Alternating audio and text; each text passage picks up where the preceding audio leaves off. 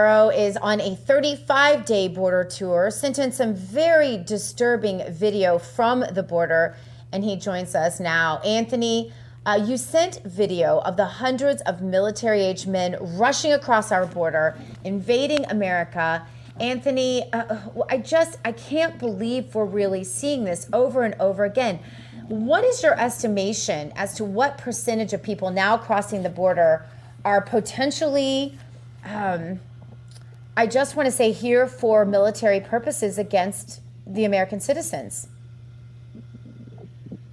Well, Dr. Gina, what we're seeing right now on here, on Saturday night, we had close to 700 bodies that came in through the Lukeville area, in a very desolated area.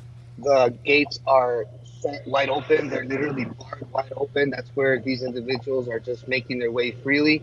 You have a group of that call themselves humanitarians, Humane Borders, who is being allowed to disperse water bottles and allow respite areas that include even cigarettes for the migrants as they're coming in, so that they can be stopping there, replenish, refresh themselves, and continue walking.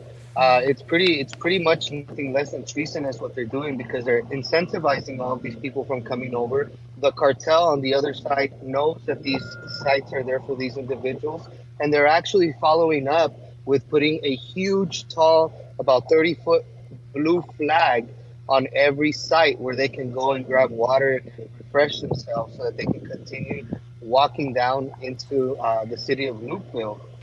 And then Sunday night, last night, we were back out there. We were out there till about 6 this morning. And unfortunately, there's tons of men that came in. But the thing about it is that they took note that there was an independent journalist out there. They are not used to anybody going out there and live streaming. I mean, we live streamed that event for about 4 hours on Rumble.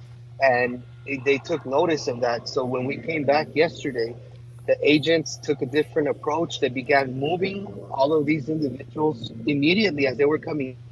They started busing them to the International Port of Entry, which is actually closed from 8 o'clock at night to 6 in the morning. So then now we have Border Patrol now ushering all of these military-age males into the International Entry, trying to prevent the optics, as you guys are seeing right now.